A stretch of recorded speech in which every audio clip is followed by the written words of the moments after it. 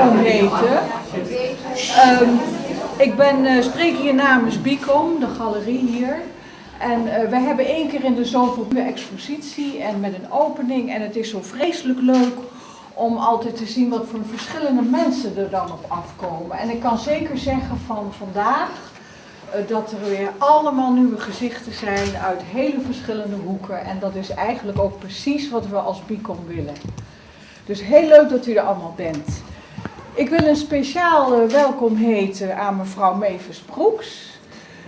Voor de anderen zal ik even zeggen, u komt namens de minister, gevolmachtigde minister van Nederlandse Antillen. Ik hoop dat ik het goed zeg. Hartelijk welkom en fijn dat u tijd heeft gevonden om er aanwezig te kunnen zijn. Ja, ik ben hier graag. Mooi. Verder welkom ook aan de muziek. Dat is Francine van Dam, staat volgens mij naast mij. En haar trio, en dat heet dan in totaal Donna Francina. Hartelijk welkom, leuk dat jullie er ook zijn. En het wordt steeds drukker, dat is ook heel mooi. We hebben hier een bijzondere expositie van schilderijen van 3 mensen. Daar ga ik verder niks over zeggen, want de opening zal verzorgd worden door Rafa Rosario. Dus dat hoort u van hem wanneer het echt geopend is. Behalve de exposities die wij doen, wil ik u ook nog even attenderen op 2 speciale zondagmiddagen. Dan hebben we nog activiteiten wat ook met deze Antilliaanse cultuur te maken heeft. 22 februari van 2 tot 5 hebben we hier in de galerie een literaire middag. Zeer aan te bevelen. Rudy Martina en Giselle Ecurie zullen dan voordragen. En dat is zeker de moeite waard. En zondag 8 maart hebben we hier ook in de galerie een demonstratie Eitempera door Rudy Martina. Dat is schilderen met aardpigmenten. Meer weet ik er ook niet van. Hij weet het allemaal prachtig te vertellen, dus u moet echt gaan komen. Ik wens u een hele plezierige middag en genieten. Dank u wel. Sonang, goedemiddag. Het is vandaag Valentijnsdag. Dus zat ik vanochtend tv te kijken met een heerlijk door mijn vriendin gemaakt ontbijt op schoot. Een blad met daarop een bord met 2 heerlijke boterhammen en een groot glas sap. Op tv was een gesprek gaande tussen Hint, Ad Visser en Bill Wyman. De manier waarop Hint naar deze 2 iconen zat te kijken, deed men denken aan hoe Carmencita deze week woensdag toen ik hier was, haar waardering uitsprak aan Rudy en Etienne. We zaten hier woensdagavond ter voorbereiding van vandaag en op een gegeven moment zei ze dus tegen de heren dat ze zich zeer vereerd voelde om in het midden te zijn en een expositie samen met hen te hebben hier in BICOM.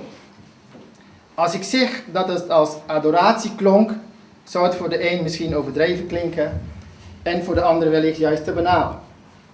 Het was geen van beide. Het was niet wat ze zei, maar hoe ze het zei. Ze straalde helemaal en de wijze waarop ze de mannen de hand schudde was indrukwekkend. Aan de andere kant van de tafel bevestigde Geraldine dit in stilte.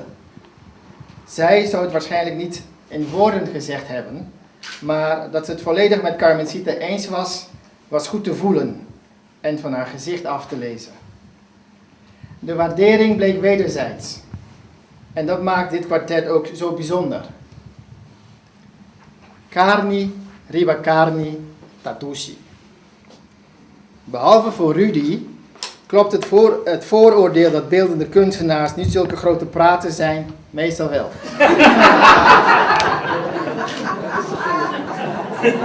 Nou heb ik een vriend minder, vrees ik.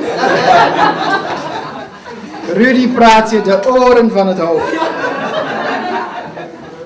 Maar dat kan ik niet zeggen van de andere 3 leden van Curaçao Groep.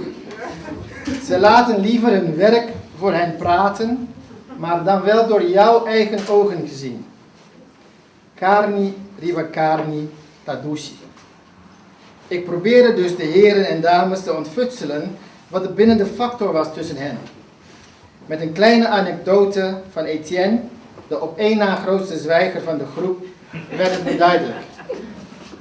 Hij vertelde hoe we erop gekomen zijn, weet ik niet meer, maar over seksuele voorlichting op één school en het verschil tussen de wat technische Europese benadering en de beleving van de jeugd op Curaçao. Men had de leerlingen van deze school seksuele voorlichting gegeven en een tijdje later bleek juist een van de meisjes dat voor dat onderwerp een hoog cijfer had gescoord, zwanger te zijn. Op de vraag hoe dat dan toch had kunnen gebeuren, antwoordde ze: maar juf, carni riba carni tatushi. Letterlijk betekent dit: vlees op vlees is lekker. Men had dus geen aandacht besteed aan de beleving, de gevoelens en emoties die bij seks een grote, zo niet de grootste rol spelen. Men had het allemaal heel technisch en theoretisch gebracht, afstandelijk en koud. Dat is ook een van de bindende factoren tussen bij deze toch wel behoorlijk verschillende kunstenaars. Het gevoel. Wellicht heeft dit ook te maken met hun gedeelde afkomst. Daarnaast hun sociale, maatschappelijke bewogenheid. De mens als onderdeel van de aardse natuur en het universum. De natuur op zich en het evenwicht in dit ogenschijnlijk uit losse, individuele personen, bomen, dieren en dingen bestaand geheel. Toen ik die bewuste woensdagavond hier binnenkwam, was niemand aanwezig in deze zaal. Het werk van Rudy herkende ik meteen, maar mijn aandacht werd getrokken door de folie die over 2 schilderijen hing. Ik werd erdoor geïntrigeerd en kreeg bijna meteen de neiging om aan die folie te gaan zitten pulken. Nu is die folie eraf en kunt u de magie en de spanning bijna aflezen van de schilderijen van Etienne. Want op een gegeven moment kwam een man binnen via die deur en ik wist bijna meteen dat hij degene was die zich achter de folie had verborgen. Later in het gesprek kreeg ik, voor mezelf dan, de bevestiging hiervan.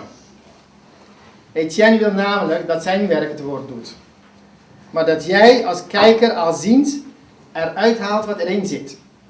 Niet alleen kijken en dan vanuit je eigen vooroordeel of beperkende bagage interpreteren, maar meer contempleren en op je in laten werken.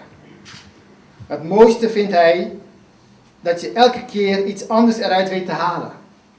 Het werk is eigenlijk ook nooit af, omdat je elke keer nieuwe informatie eruit kunt halen. Als het af zou zijn, dan is het dood.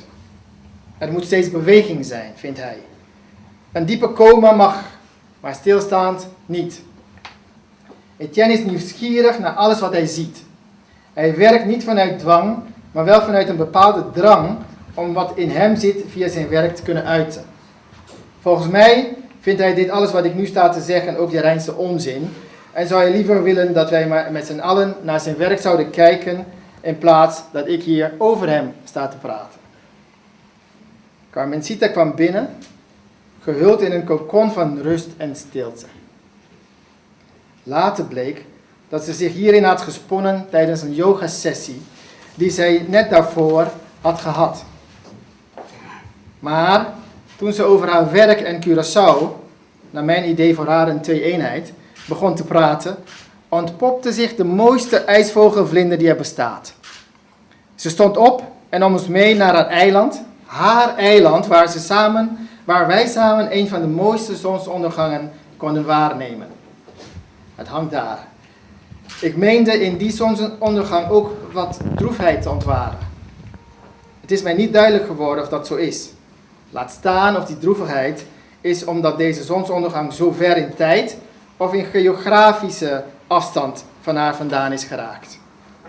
De blijdschap, vrijheid, vrouwelijk en natuurschoon stroomde even later af van een ander schilderij van haar, als het echte water uit de door haar zo geliefde Caribische Zee.